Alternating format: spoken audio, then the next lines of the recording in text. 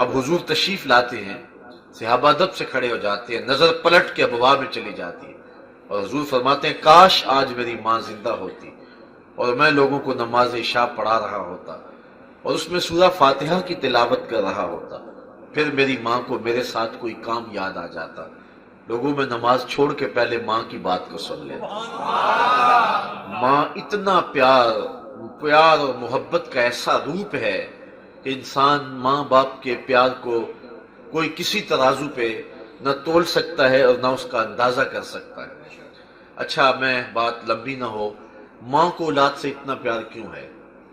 اتنا پیار کرتی ہے، دکھ جھیل لیتی ہے، مسائب برداشت کر لیتی ہے، اولاد کا پیٹ پالنے کے لیے اپنا پیٹ کاٹ لیتی ہے۔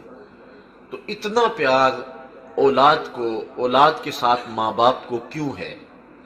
اس کی ایک ہی وجہ کہ ماں نے بچے کو جنم دیا ہے۔ میں توجہ چاہوں گا، ماں نے بچے کو جنم دیا ہے، تو جس نے جنم دیا ہے وہ اتنا پیار کرتی ہے، تو جس رب نے خلق کیا ہے وہ کتنا پیار کرتا ہے۔ ماں نے جنم دیا ہے، خلق نہیں کیا، تو پھر اس کی محبت کا کوئی اندازہ کیا جا سکتا ہے؟ تو ماں کی گود چھوڑ کے بھاگ جائے بچہ تو ماں کہتی ہے بیٹے اتنی ٹھنڈی چھاؤں تجھے کہیں نہیں ملے گی، اس لیے آجا پلٹ کے، میری رحمت کی باہیں تیرے لیے کھلی ہوئی۔ تو ماں کے پیار کے تیور دید نہیں ہوتے، تو مالک کی دہلیز چھوڑ دے اگر بندہ تو مالک کی رحمتیں بھی آواز دیتی، یا ایھا الانسان ما غرک بربک الکریم، او بھاگنے والے انسان پلٹ کے آجا، تیرا رب کریم ہے۔ کبھی بھاگنے والوں کو یوں بھی آواز دی جاتی، اے بھاگے ہوئے انسان پلٹ کے آجا، تیرا رب کریم ہے۔ الذی خلقک، دیکھ تیرا اس کا رشتہ کیا ہے، وہ تیرا خالق ہے۔ در در کی ٹھوکریں کھائے گا، اس کی دہلیز چھوڑ کے رسوا ہو جائے گا، آجا پلٹ کے، اس کی رحمتوں کے دروازے تیرے لیے کھلے ہوئے۔ آنا تو تو نے ہے ہی، پھر جو کفن میں منہ چھپا چھپا کے آتا پھرے، پھر جو لوگ کندھوں پہ اٹھا کے لائیں گے، اچھا نہیں اپنے قدموں سے خود ہی چل کے آ جا۔ یا ایھا الانسان ما غرک بربک الکریم، اے انسان تجھے کریم رب سے کس نے غافل کر دیا؟ وہ کبھی آپ نے دیکھا ہو کہ کوئی نالائق بچہ گھر سے بھاگ جائے نا، وہ تو شاید کسی ہوٹل میں برتن مانج کر کے اپنے پیٹ کی آگ بجھا لیتا ہے، لیکن ماں کے حلق سے نیچے لقمہ نہیں اترتا۔ باپ پاگلوں کی طرح گھوم رہا ہوتا ہے کہ اس نکمے کو کسی نے دیکھا تو نہیں۔ اخبارات میں اشتہار چھپتے ہیں، ٹیلی ویژن پہ اشتہار آتے ہیں، ہمارا اس نام کا بچہ، رنگ سانولا، لباس اس طرح کا، اتنے دنوں سے گھر سے گم ہے، اگر کوئی اس کا پتہ دے تو اتنا انعام دیں گے، اور ساتھ لکھا ہوتا ہے نوٹ کے طور پہ اگر وہ خود پڑھ رہا ہو تو واپس آ جائے، اسے کچھ نہیں کہا جائے گا۔ اور جب کبھی میں یہ اشتہار پڑھتا ہوں تو میری نظر پلٹ کے اس آیت پہ آتی ہے، رب بھی کہتا ہے او بھاگے ہوئے انسان پلٹ کے آ جا، تیرا رب کریم ہے، کچھ نہیں کہے، اس کی رحمت کے دروازے تیرے لیے کھلے ہیں، آ جا۔ اس کی رحمتیں آواز دے رہی ہیں۔ تو نالائق بیٹا ماں کی گود چھوڑ کے بھاگ جائے تو در در کے دھکے ہیں، تو بندہ مالک کی دہلیز چھوڑ جائے تو در در کی رسوائیاں ہیں۔ اس لیے مالک پکار رہا ہے بندے کو اور اس کو آواز دے رہا ہے، اور بندے کا حق ہے کہ اس کی تسبیح بولے اور اس کا ذکر کرے، اس کے نام کا وظیفہ پڑھے۔ وہ کہا سبح اسم ربک الاعلی، اپنے رب کے نام کی تسبیح بولیے جو سب سے اعلیٰ ہے۔ اچھا ذرا غور کیجئے، یہ تسبیح سجدوں کے اندر شامل کر لینے کی تلقین کی گئی، اور سجدہ بندے کی انتہائی ذلت ہے رب کے حضور، اقصی غایت التذلل والخشوع، سب سے زیادہ بندہ جو ہے وہ جھک کے سجدے میں چلا جاتا ہے، اس سے بڑھ کر اس کے گرنے کی اور منزل نہیں ہے۔ انسان کے اشرف اعضاء جو ہیں وہ سر میں ہیں، دیکھنے کی قوت آنکھیں سر میں، بولنے کی قوت زبان سر میں، سوچنے کی قوت دماغ سر میں، سونگنے کی قوت ناک سر میں، سننے کی قوت کان سر میں، اور سر مالک کی دہلیز پہ، اور اپنے آپ کو پیشانی کو بھی رگڑ رہا ہے، ناک کو بھی رگڑ رہا ہے، اور زبان سے کیا کہہ رہا ہے، سبحان ربی الاعلی، مالک دیکھ مجھ سے ذلیل کوئی نہیں اور تجھ سے اعلیٰ کوئی نہیں۔ اگر انسان سجدے کی روح کو جان جائے تو سر اٹھا کے تکبر سے چل نہیں سکتا ہے۔ اگر اسے پتا چل جائے کہ یہ سجدہ اس کو بتا کیا رہا ہے، تو سجدہ انسان اللہ کے حضور انتہائی جو ہے وہ نچلے درجے میں چلا جاتا ہے اور اس کی الوہیت کا اظہار کرتا ہے۔ سبح اسم ربک الاعلی اپنے رب کے نام کی تسبیح بولیے، الذی خالق، وہ رب جس نے پیدا کیا، فسوا، پیدا کر کے چھوڑا نہیں ہے بلکہ اس کا تسویہ کیا ہے، اس کو ٹھیک ٹھیک ہموار بنایا ہے، والذی قدر فہدی، اس کی ایک مقدار مقرر کی ہے اور اس کو چراغ ہدایت عطا کیا۔ اللہ نے پیدا کر دیا، انسان تخلیق ہو گیا، لیکن دو ٹانگوں میں سے ایک ٹانگ کا سائز چھوٹا ہوتا، اس کا تسویہ نہ ہوتا، 6 فٹ کا جوان لگڑا کے چلتا کتنا عجیب لگتا۔ دو آنکھیں تھی لیکن ان میں روشنی نہ ہوتی تو کیسے دیواریں پکڑ پکڑ کے چلتا۔ زبان تھی، بولنے کی قوت نہ دیتا تو انسان کیا کر سکتا تھا۔ اس نے صرف انسان کو پیدا ہی نہیں کیا بلکہ اس کو چراغ عقل بھی دیا، اس کو اعضاء کا توازن بھی دیا، اس کو 2 چمکتی آنکھیں بھی دی، سنتے کان بھی دیے، بولنے والی زبان بھی دی، خوبصورت لہجہ بھی دیا، اسے رانا قد بھی دیا، اس کو جمال بھی دیا، حسن بھی دیا، اس کو بانکپن بھی دیا، جوانی بھی دی۔ اے انسان ذرا غور کر، تو اللہ کی حضور نہیں جھکتا، اس رب نے تیرے اوپر کتنے انعام کیے اور کتنی کرم نوازیاں پیہم تیرے اوپر برس رہی ہیں۔ سانس اندر جا رہا ہے یہ بھی اس کے کرم سے، اور خیریت سے پلٹ کے باہر آ رہا ہے تو یہ بھی اس کے کرم سے۔ تو تیرا حق بنتا ہے کہ اس رب کی تسبیح بول جس نے تجھے پیدا بھی کیا، تیرا تسبیہ بھی کیا، ہر چیز کی ایک مقدار بھی مقرر کی، فہدا، اور ہدایت کا چراغ بھی عطا کیا۔ اگر تجھے چراغ ہدایت ہی نہ دیتا، آزاد ٹھیک تھے، نظر بہت تیز تھی، سماعت بھی درست تھی، لیکن چراغ ہدایت ہی پاس نہ ہوتا، دماغی توازن ہی ٹھیک نہ ہوتا، تو 6 فٹ کا جوان قمیص کے پیچھے گھر کا ایڈریس لکھا ہوتا کہ جس کو ملے اس ایڈریس پہ پہنچا دے۔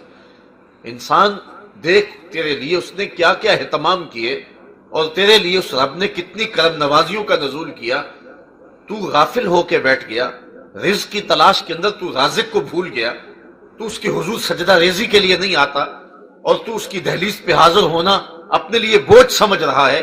اس کی کرم نوازیاں جو پہم تیرے اوپر برس رہی ہیں، ذرا ان کا ایک ہلکا سا جو ہے وہ رنگ دیکھ کہ اس نے کس انداز سے تیرے اوپر کرم نوازیاں کی، تجھے پیدا کیا، اعضاء کو توازن دیا، حسن دیا، جوانی دی، فہدا، اور پھر چراغ ہدایت بھی نصیب فرما۔ اس سے جبلی ہدایت مراد ہے، اور انبیاء علیہ السلام کے ذریعے اللہ تعالیٰ جل شانہ نے انسان کو پھر ہدایت اس طرح عطا کی کہ اپنے تک قرب کی راہیں بھی نصیب کر دی۔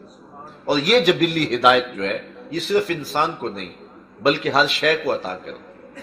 اللہ تعالیٰ نے یہ فطری اور جبلی ہدایت جانوروں کے سینے میں بھی رکھ دی، اور انہیں بھی اپنے اچھے اور برے کا پتہ ہے، اور اللہ تعالیٰ نے ان کے فطری وظیفے اور ان کی جو ضروریات کو کیسے انہوں نے پورا کرنا ہے ان کی طبع کے اندر رکھ دیا ہے۔ علماء اس کی مثال دیتے ہیں کہ یہ مرغی جب کڑک بیٹھ جائے اور یہ ضد کر لے کہ میں اب انڈے نہیں دوں گی بلکہ انڈے میرے نیچے ڈالو، تو اس کو انڈوں کے اوپر بٹھایا جاتا ہے، اور بطخ کڑک نہیں بیٹھتی، بطخ کے بچے حاصل کرنے کے لیے بھی مرغی کے نیچے ہی ڈالنے پڑتے ہیں، اور مرغی 21 دن تک ان انڈوں کے اوپر بیٹھی رہتی ہے اور اپنے سینے کی حرارت ان انڈوں پہ مبذول کرتی ہے۔ 21 دن کے بعد ان مردہ انڈوں میں زندگی پیدا ہو جاتی ہے۔ اب یہاں رک کر کے ایک بات کہنا چاہوں گا، ایک مرغی مردہ انڈوں پہ 21 دن تک اپنے سینے کی توجہ مبذول کرے تو اللہ تعالیٰ اس میں زندگی پیدا کر دیتا ہے، اور اگر شیخ کامل اپنے مرید کے بیضہ دل پہ توجہ دے تو وہاں آثار حیات کیوں نمودار نہیں ہو سکتے، وہاں بھی زندگی کی رمق پیدا ہوگی اور وہاں بھی اجالے پیدا ہوں گے۔ اچھا 21 دن کے بعد انڈے ٹوٹے تو جو نتیجہ تھا وہ بالکل فطرت کے مطابق نکلا، بطخ کے انڈوں سے بطخ کے بچے اور مرغی کے انڈوں سے مرغی کے بچے۔ اچھا اب بطخ کے بچوں نے اپنی ماں نہیں دیکھی، انہوں نے جو سیکھنا ہے سمجھنا ہے وہ مرغی سے سمجھنا ہے، کیونکہ ماں سے ملاقات ہی نہیں ہوئی۔ اب 4 دن تو گھر والوں نے بچوں کو مرغی سمیت باہر نہیں جانے دیا، چونکہ بچوں کے ابھی قوا مضبوط نہیں ہوئے، پر پرزے نہیں نکلے، ابھی قوت مدافعت پیدا نہیں ہوئی، کوئی کوا اچک لے گا، کوئی چیل اٹھا کے لے جائے گی، کوئی بلی اٹھا کے لے جائے گی، ابھی اپنا دفاع نہیں کر سکتے، تو گھر والوں نے گھر سے باہر نہیں جانے دیا۔ لیکن 4-5 دن کے بعد جب بچوں کے پر پرزے نکلے، تھوڑی سی قوت مدافعت پیدا ہو گئی، انہوں نے مرغی سمیت بچوں کو باہر نکال دیا، گلی گزرے، آگے کھلا میدان تھا، اس کے آگے پانی کا جوہر تھا۔ جب پانی کنارے پہنچے تو بطخ کے بچوں نے نہ آؤ دیکھا نہ تاؤ، چھلانگ لگائی اور پانی میں تیرنے لگے۔ مرغی کے بچے اپنے ہمجولیوں کو پانی میں چھلانگے لگاتے ہوئے دیکھنے کے باوجود آگے بڑھنے کی ہمت نہیں کر رہے۔ بطخ کے بچوں نے اپنی ماں کو دیکھا نہیں، مرغی نے ان کو یہ بتایا نہیں، اپنے ہمجولیوں کو انہوں نے پانی میں تیرتے ہوئے دیکھا نہیں، تو بطخ کے بچوں کو کس نے بتایا تم ڈوبو گے نہیں تیرو گے؟ اور مرغی کے بچوں کے پاؤں کس نے باندھ دیے؟ والذی قدر فہدی، وہ رب ہے جس نے سینوں میں چراغ ہدایت اجالے کے لیے روشن کر دیا ہے، اور وہ مرغی کے بچے بھی جانتے ہیں اور بطخ کے بچے بھی جانتے ہیں۔ اور انسان کا بچہ جب پیدا ہوتا ہے تو وہ دنیا پہ سب کچھ آ کے سیکھتا ہے، بولنا آ کے سیکھتا ہے۔ وہ یہاں عرب میں پیدا ہوگا تو عربی بولے گا، عجم میں پیدا ہوگا تو عجمی بولے گا، غرب میں پیدا ہوگا تو انگلش بولے گا۔ وہ سب کچھ آ کے سیکھتا ہے، پکڑنا آ کے سیکھتا ہے، زبان ہے بولنا نہیں جانتا، ہاتھ ہے پکڑنا نہیں جانتا، ٹانگیں ہیں چلنا نہیں جانتا، لیکن ماں کی چھاتی سے دودھ کیسے کشید کرنا ہے یہ وہ سیکھ کے آتا ہے۔ یہ ہے وہ فطری اور جبلی ہدایت جو اللہ تعالیٰ جل شانہ نے عطا فرمائی ہے، اور ہر انسان کے سینے کے اندر ودیت کی اور کسی کو اس سے محروم نہیں رکھا ہے۔ یہ جبلی اور فطری ہدایت کا چراغاں ہے جو سینوں کے اندر ہے، جس کا یہاں تذکرہ ہے، والذی قدر فہدی، اس نے ہدایت کا چراغ روشن کر دیا۔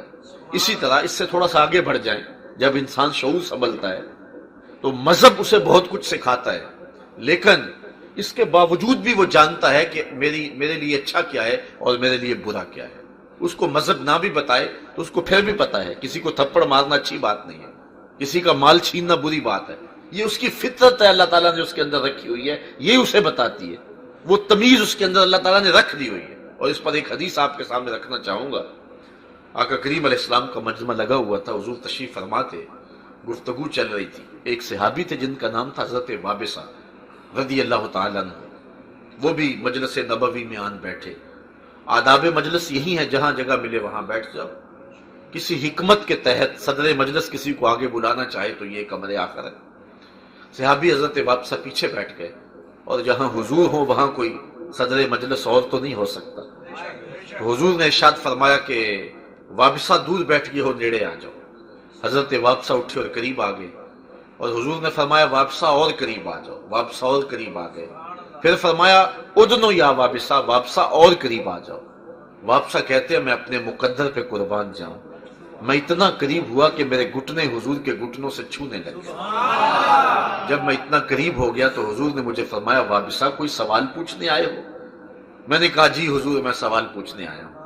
حضور نے فرمایا وابصہ جو پوچھنے آئے ہو تم پوچھو گے یا میں ہی بتا دوں کیا پوچھنے آئے ہو؟ لوگ تو ترازو گاڑ کے بیٹھے ہیں، کوئی کہہ رہا ہے سیر ہے، دوسرا کہتا ہے سوا سیر ہے، ایک بولتا ہے چٹانک اور ڈال لو۔ یہ کس کو تول رہے ہو؟ ڈٹھے ورق قرآن دے پھول سارے، تیری شان جیا نہیں کوئی اور ڈٹھا، تیری شان دا کرے مقابلہ جیڑا کوئی نور آکھے کوئی بشر آکھے، پیندا رات دنے ایہو شور ڈٹھا، اللہ والیاں گل مکا دیتی تساں ہور ڈٹھا اساں ہور ڈٹھا۔ ہمارے بزرگ فرمایا کرتے تھے تساں حلیمہ دی بکریاں دے پیچھے پیچھے دیکھیا، سجدہ تے جبریل دے اگے اگے نہیں دیکھا۔ اور اقبال کہتا ہے تو نے یوسف کو کنویں میں دیکھا تو کیا دیکھا، ارے ناداں جو مطلق تھا مقید کر دیا تو نے، تو ابھی تک کنویں میں دیکھ رہا ہے، وہ مصر کے تخت کا مالک بھی بنا ہوا ہے۔ تو کہا وابصہ جو پوچھنے آئے ہو تم پوچھو گے یا میں ہی بتا دوں؟ حضرت وابصہ رضی اللہ تعالیٰ عنہ نے عرض کی کہ حضور اگر آپ بتا دیں پھر تو بہت خوب ہو۔ فرمایا تم خیر اور شر کے بارے میں پوچھنے آئے ہو، اچھائی کیا ہے اور برائی کیا ہے، یہ تمہارا سوال ہے۔ عرض کی جی حضور یہی میرا سوال تھا۔ فرمایا اس کا جواب مجھ سے لینا یا اپنے آپ سے؟ عرض کی جواب آتا ہوتا تو سوال ہی کیوں بنتا؟ فضرب علی صدرہ فقال استفت من قلبک، حضور نے اپنا دست کرم حضرت وابصہ کے سینے پہ رکھا اور فرمایا اس دل سے ہی پوچھ لے، یہ مفتی اندر ہی بیٹھا ہوا ہے، یہی بتا دے گا کہ اچھائی کیا ہے اور برائی کیا ہے۔ تو یہ فطرتاً ہدایت ہے جو اللہ تعالیٰ نے حضرت انسان کو دی۔ فرمایا والذی قدر فہدی والذی اخرج المرعی، وہ اللہ جس نے زمین کی کوکھ سے سبز چارہ نکالا۔ جب زمین کا کلیجہ چیر کے چارہ نکلتا ہے یا کوئی کومپل نکلتی ہے تو وہ اس قدر گداز اور نرم ہوتی ہے، اگر آپ اس کو چھوئیں تو اپنے آپ کے ہاتھوں کا لمس بھی برداشت نہیں کر پاتا، مرجھا جاتا ہے، اتنا باریک، اور زمین اتنی ٹھوس کہ آپ اس کے اندر انگلی ڈالنا چاہیں تو ڈالی نہ جا سکے۔ تو اس ٹھوس زمین کا سینہ پھاڑ کر کے وہ کونپل باہر کیسے آ گئی؟ کہا خود نہیں آئی، کسی نکالنے والے نے اس کو نکالا۔ والذی اخرج المرعى، وہ ذات ہے جس نے زمین کی کوکھ سے وہ نرم اور وہ گداز کونپل کو نکالا۔ فجعلہ غصاء احوا، پھر وہی جو نرم کونپل تھی پھر وہ سیاہ اور سبز اور خشک ہو گئے، سبزی میں، پھر اس کے بعد جو ہے وہ سیاہی میں، اور پھر خشکی میں آ گئے، اور اب اس کو کاٹ کر کے وہ جانوروں کا چارہ اس کے بھی کام آ رہی ہے، موسم سرما کے لیے بھی اس کو محفوظ کر لیا، غذائیت کم نہیں ہوئی، اس خشک چیز کو کھا کر کے بھی جانور تازہ دودھ دے رہے ہیں۔ تو کہا یہ کون کرتا ہے؟ وہ رب ہے۔ سنقرئک فلا تنسیٰ، یہ ساری باتیں بیان کرنے کے بعد مالک فرما رہا ہے جس رب نے جانوروں کے سینے میں بھی چراغ ہدایت رکھا ہے، جس رب نے زمین کے سینے سے کونپل نکال لی ہے، جس رب نے انسان کو چراغ ہدایت دیا ہے، اور جس رب نے جو ہے وہ انسانیت کو محروم نہیں رکھا ہے اور اس کو بچے کو ماں کی چھاتی سے دودھ نکالنے کا ڈب بھی سکھایا ہے، تو کیا جس کے سر پہ نبوت کا تاج رکھا ہے اس نبی کو اللہ تعالیٰ کچھ نہیں عطا کرے گا؟ اس کو خالی ہی رہنے دے گا؟ ایک بطخ کا بچہ بھی جانتا ہے کہ میں نے تیرنا کیسے ہے، ایک مرغی کا بچہ بھی جانتا ہے یہاں جاؤں گا تو ڈوب جاؤں گا، اور ایک دودھ پیتے بچے کو بھی پتا ہے ماں کی چھاتی سے دودھ کیسے کشید کرنا ہے۔ خیر اور شر کی راہیں ایک بچے کو بھی نکھار کے بیان کر دی، تو جس کو نبیوں کی امامت کا تاج دیا ہے اس کو کچھ عطا نہیں کیا؟ کہا نہیں، سنقرئک فلا تنسیٰ، محبوب ہم آپ کو ایسا پڑھائیں گے کہ آپ بھول نہیں سکیں گے، الا ما شاء اللہ، ہاں اگر اللہ چاہے۔ علماء لکھتے ہیں، صاحب خازن نے لکھا ہے کہ یہ استثناء واقعی نہیں ہوا، حضور نے جو پڑھا پھر وہ بھولے نہیں، اور وہ صرف قرآن نہیں بلکہ حضور نے فرمایا انما اوتیت القرآن ومثلہ معہ، مجھے قرآن بھی دیا گیا اور قرآن جتنے اور علوم بھی میرے سینے میں رکھ دیے گئے، تو سینہ مخزن بنا دیا گیا مصطفیٰ کریم علیہ السلام کا۔ انہ یعلم الجہر وما یخفی، اللہ کی شان یہ ہے کہ جو ظاہر ہے وہ اسے بھی جانتا ہے اور جو مخفی ہے اسے بھی جانتا ہے، جو چیزیں لوگوں کی نظروں کے سامنے اللہ کے علم میں وہ بھی ہیں، اور جو لوگوں کی نظروں سے پوشیدہ ہے رب اسے بھی جانتا ہے۔ اور یہ عقیدہ اہل ایمان کا، جب ان کو یہ عقیدہ راسخ ہو جاتا ہے اور ان کے من میں اچھی طرح اتر جاتا ہے، پھر بند کمرے میں بھی گناہ کرنے سے انسان گریز کرتا ہے، اس لیے کہ اس کا یہ تصور کہ میرا اللہ مجھے دیکھ رہا ہے، جہاں کوئی کیمرہ نہیں دیکھ رہا، جہاں کوئی سیکورٹی نہیں دیکھ رہی، جہاں کوئی ایجنسی نہیں پہنچ سکتی، وہاں یہ عقیدہ پہنچتا ہے۔ آپ جانتے ہیں 7 دروازے مکفل کر کے بت کے اوپر موٹا کھیس ڈال کے زلیخا بولی ہے تالک یوسف اب تو آ جاؤ، اب تو کوئی نہیں ہے، تو حضرت یوسف علیہ السلام نے کہا تھا کہ تو اپنے جھوٹے خدا کے اوپر یہ کپڑا ڈال کر کے اس کی نگاہوں سے چھپ گئی ہے، میرا سچا خدا تو 7ویں کوٹھلی میں بھی دیکھ رہا ہے۔ پھر گناہ کیا، گناہ کا تصور بھی محال ہو جاتا ہے، تو یہ تصور کہ میرا اللہ مجھے دیکھ رہا ہے انسان کو گناہوں سے محفوظ کر دیتا ہے، اور انسانوں کو تنہائی میں، خلوت میں اور جلوت میں گناہ سے بچاتا ہے۔ تو یہ عقیدہ جتنا پختہ تر ہو جائے، یہ اسلامی عقیدہ ہے کہ میرا اللہ مجھے دیکھ رہا ہے، میرا اللہ مجھے دیکھ رہا ہے، یہ عقیدہ اور یہ اذعان جب پختہ تر ہو جاتا ہے پھر گناہ کے انسان قریب ہی نہیں جاتا۔ روض الریاحین کے اندر صاحب روض الریاحین نے لکھا ہے کہ ایک نوجوان تھا، اس پر کوئی فریفتہ ہو گیا اور کسی بہانے اس کو اپنے گھر لے گئی وہ خاتون، دروازے مکفل کر دیے اور پھر اس کو دعوت گناہ دی، حیاسوز لباس بھی اتار پھینکا۔ وہ نوجوان بہت صالح تھا، اس نے اپنی آبرو بچانے کے لیے ہر ہیلا ہر جتن آزمایا، لیکن وہ خاتون تھی کہ وہ اس کی آبرو لوٹنا چاہ رہی تھی۔ اس نوجوان نے کہا کہ جب راستہ کوئی نظر نہ آیا تو اس نے کہا کہ مجھے اگر اجازت دو تو میں ذرا باتھ روم سے ہو جاؤں۔ انہوں نے کہا کہ ٹھیک ہے جا، اور جب وہ اندر گیا اس نے پخانہ کر کے سارا اپنے بدن پہ مل لیا اور اسی حالت میں باہر آیا۔ تو جب امام یافی کہتے ہیں جب وہ اس حالت میں باہر آیا تو تو اس عورت کا سارا نشہ اتر گیا. اس نے کہا تو کوئی دیوانہ ہے, میں تو حسین سمجھا ہوا تھا تجھے. تو اس نے جلدی سے دروازہ کھول دیا. وہ نوجوان باہر نکل رہا تھا اور دل ہی دل میں رب کا شکر ادا کر رہا تھا, مالک میرا تن گندا ہو گیا, من تو ستھرا رہا. کائنات کا سب سے حسین چہرہ یہ ہے وہ جو جنسی کالک سے محفوظ ہو. باہر ایک چشمہ تھا, وہاں جا کر کے اس نے غسل کیا. اور امام یافی علیہ رحمہ لکھتے ہیں ساری زندگی اس کے بدن سے مشک و عنبر کی خوشبو آیا کرتی تھی, اور جب وہ مر گیا لوگوں نے دفن کر دیا, یہ خوشبو اس کی قبر کی مٹی سے بھی آیا کرتی. تو یہ عقیدہ کہ میرا اللہ مجھے دیکھ رہا ہے. اللہ اکبر انسان کو گناہ کرنے سے محفوظ کر دیتا ہے. انہ یعلم الجہر وما یخفی ونیسرک للیسری. اب یہ کام بڑا اوکھا ہے, بڑا مشکل کام ہے, لیکن اللہ تعالیٰ ارشاد فرماتا ہے جس کے لیے ہم چاہیں آسان کر دیں. یہاں سے مراد علماء نے فرمایا ہے کہ یہاں سے امر دین بھی مراد ہے. یعنی دین پہ چلنا بظاہر مشکل دکھائی دیتا ہے, لیکن اللہ تعالیٰ جس کے لیے چاہے آسان کر دے.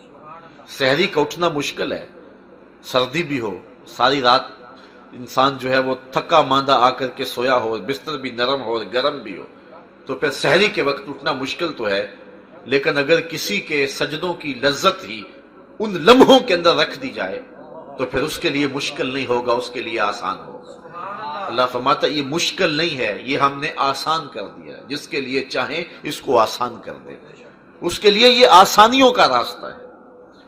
آج کل ایک فیشن کے طور پہ جملہ کہا جاتا ہے, 4 آدمی بیٹھتے ہیں جڑ کے تو کہتے ہیں جی آج کل دین پہ چلنا بڑا مشکل ہے, اور دوسرا بندہ بھی اس کی تائید کرتا جی واقعی ان حالات کے اندر تو بہت ہی اوکھا ہو گیا.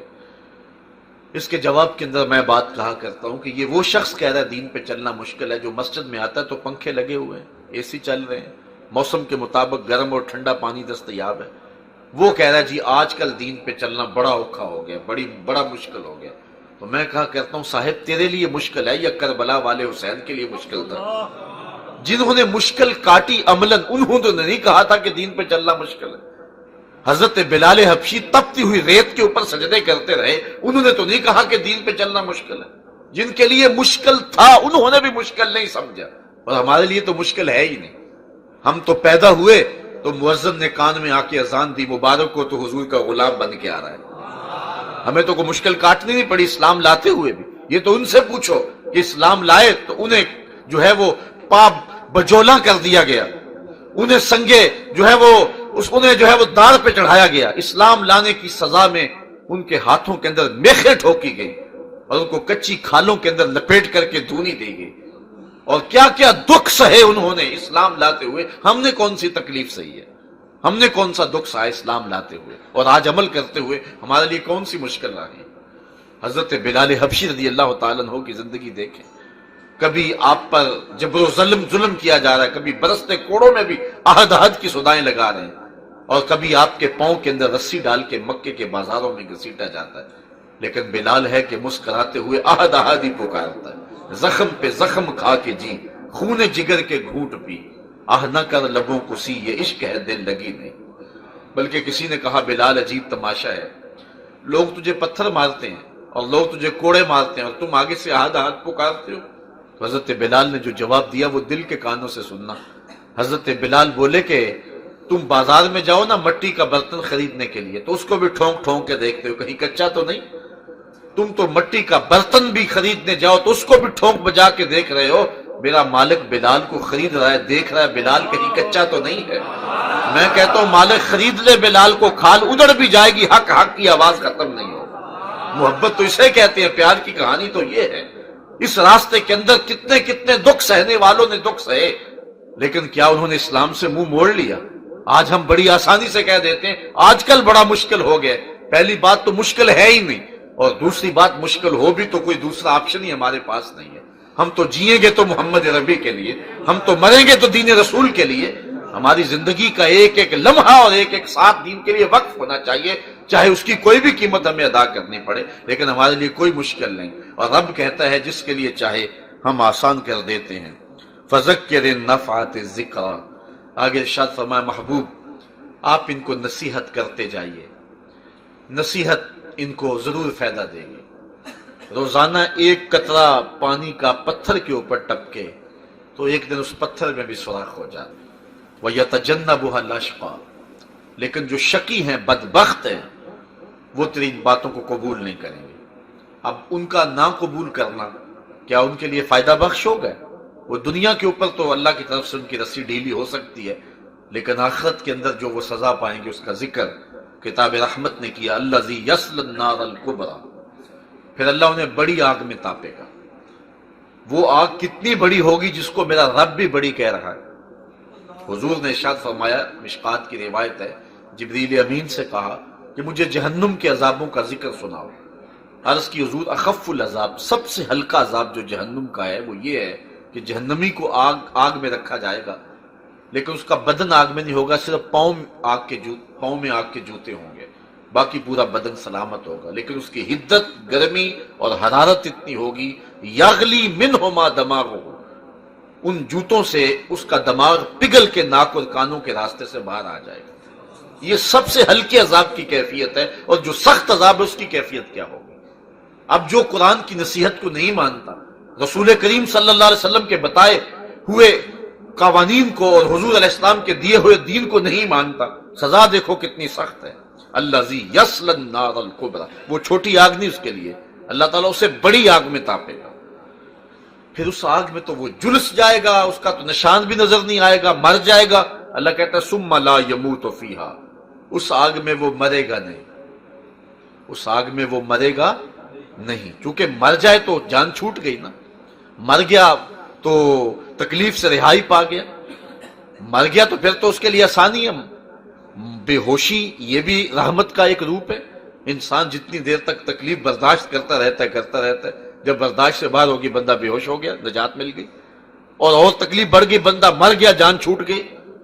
لیکن وہ اتنا بڑا عذاب، لیکن موت نہیں آئے گی. ثم لا یموت فیہا، وہ اس میں مرے گا نہیں. اچھا مرے گا نہیں تو جیے گا؟ کہا ولا یحییٰ، جیے گا بھی نہیں. اس لیے کہ وہ جینا ہوگا کہ آگے بھی آگ، پیچھے بھی آگ، دائیں بھی آگ اور بائیں بھی آگ، اوپر بھی آگ اور نیچے بھی آگ. اور وہ جلس رہا ہوگا، نزع کا سا عالم طاری ہوگا، بدن ٹوٹ رہا ہوگا، ہڈیاں جل رہی ہوں گی، لیکن اس کے باوجود موت نہیں آئے گی. نہ موت ہوگی نہ زندگی ہوگی. ثم لا یموت فیہا ولا یحییٰ، اس میں نہ جیے گا نہ مرے گا. اللہ اکبر. قد افلح من تزکا، یہ تو اس بدبخت کی کہانی ہے جس نے رسول کی دعوت کو قبول نہ کیا، جس نے قرآن کی باتوں کو نہ مانا. اب اس خوش نصیب کی کہانی بھی سنیے. قد افلح، وہ شخص کامیاب ہو گیا. من تزکا، جس نے اپنے باطن کا تزکیہ کر لیا، اپنے اندر کے گند صاف کر لیا، اپنے اندر کی پاکیزگی کا سامان کر لیا.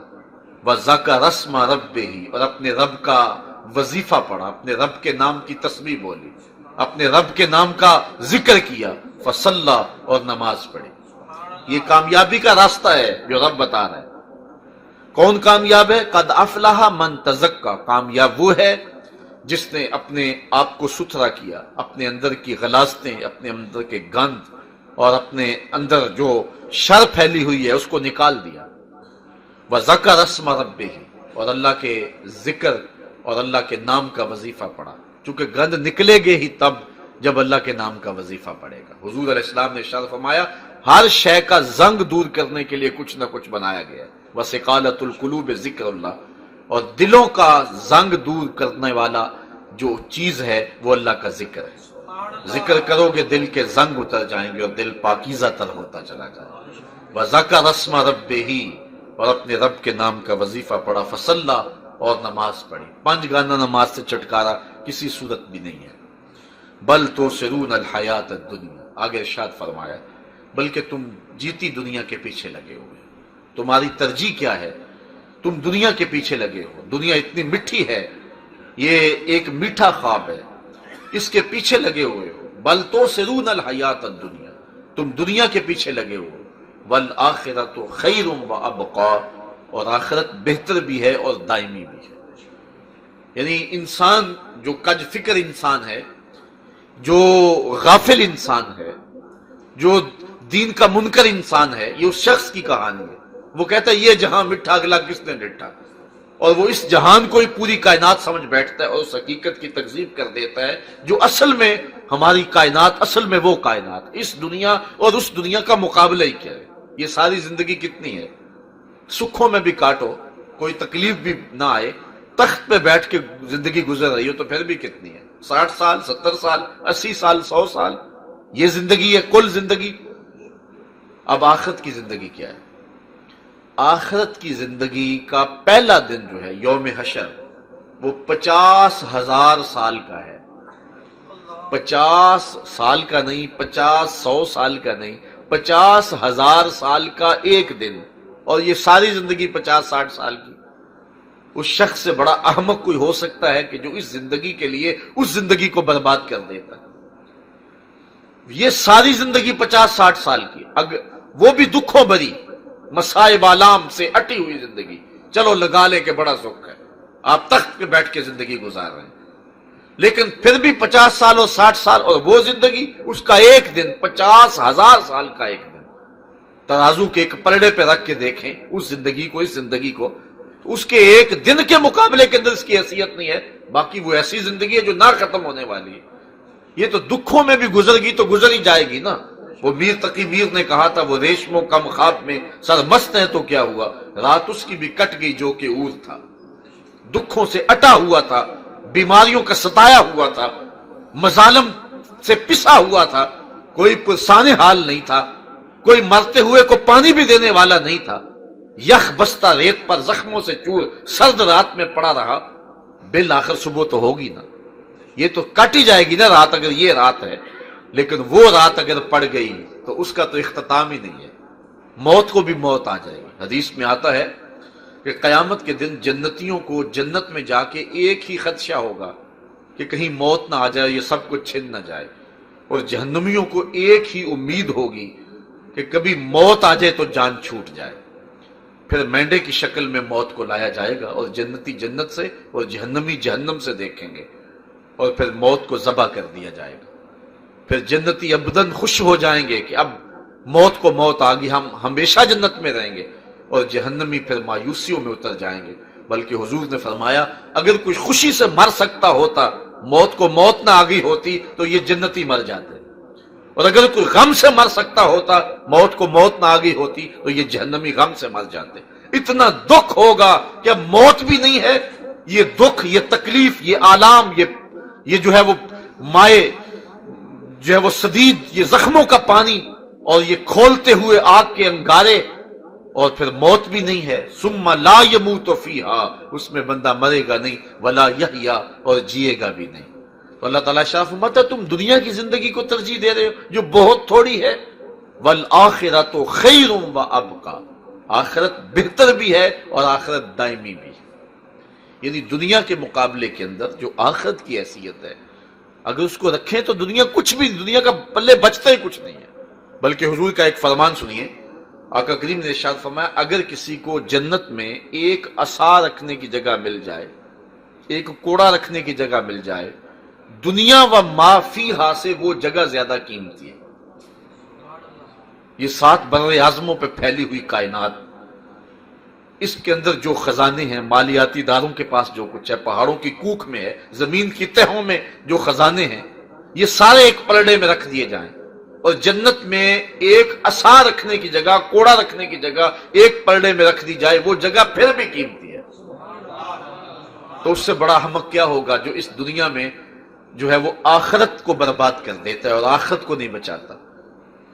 ہم سائیک 2 انچ دبا کر سمجھتا ہے کہ میں نے بڑا پہاڑ گرا لیا ہے، اس نے تو اپنا سب کچھ برباد کر لیا، اپنی آخرت کا سودا کر لیا، اور انتہائی سستے داموں جو ہے وہ آخرت کو برباد کر دیا۔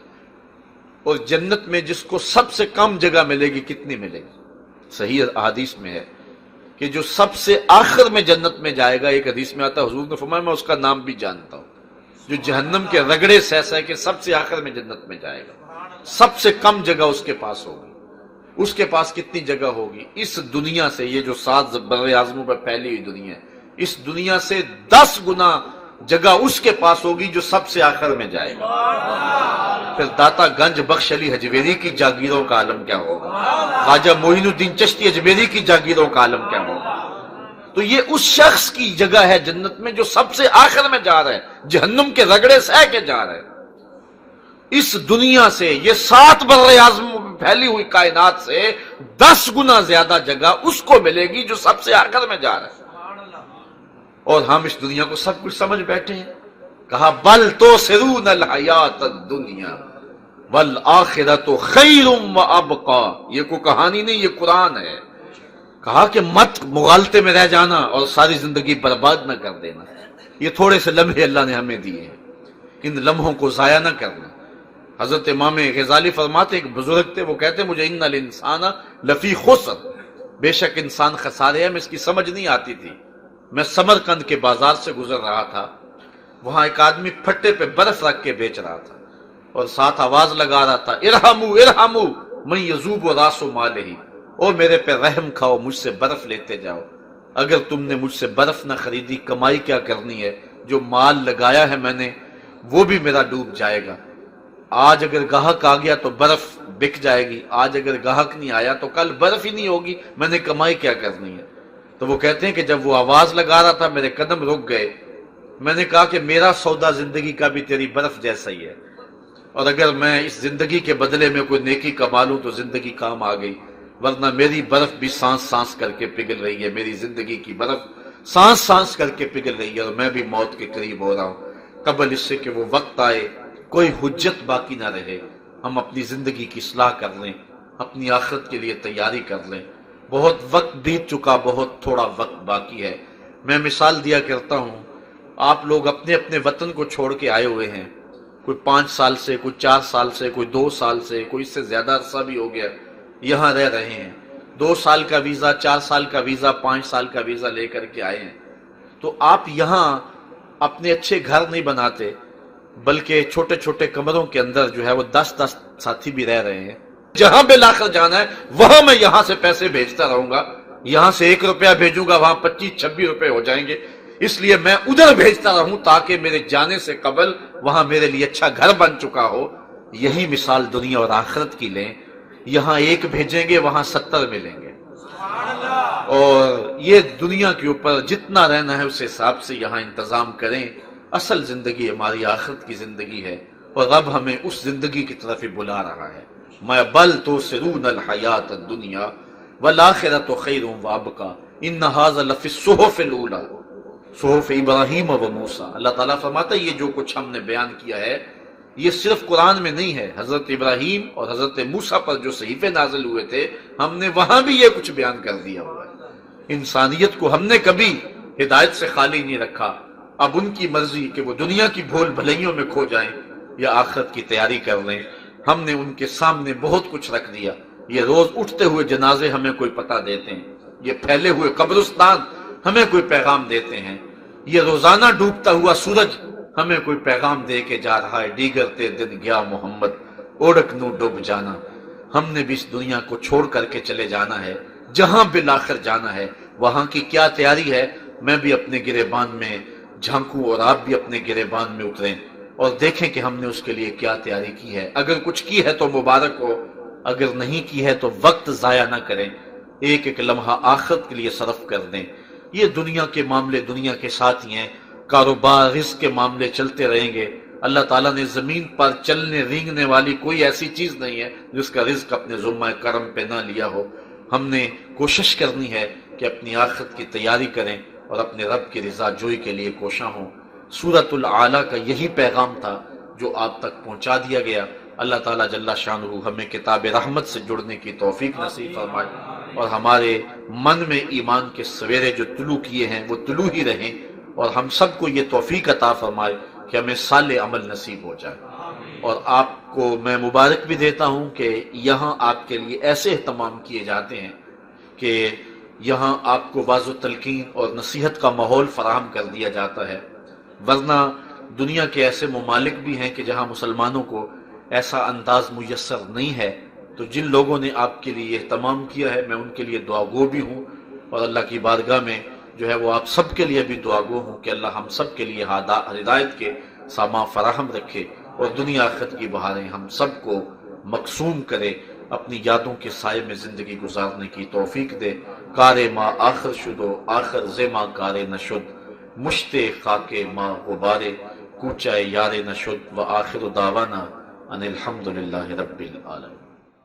ہم کو بلانا یا رسول اللہ، ہم کو بلانا یا حبیب اللہ۔